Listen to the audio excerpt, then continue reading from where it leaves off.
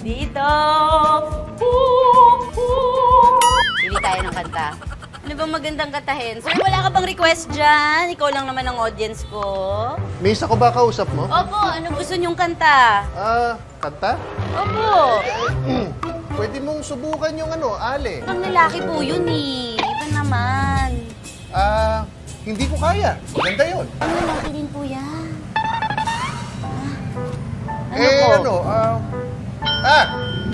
Paminsan-minsan.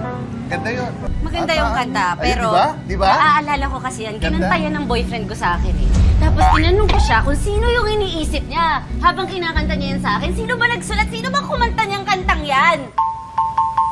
Nakakapikon! Ako yung kumanta eh. Ako. Kanta niya po yun. Opo.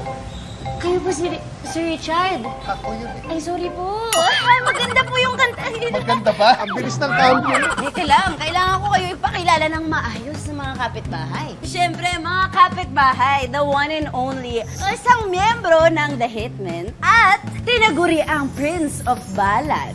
Siyempre, tinitilian niya at sinisigawan ng mga singers noong 90s, Mr. Richard Reynoso.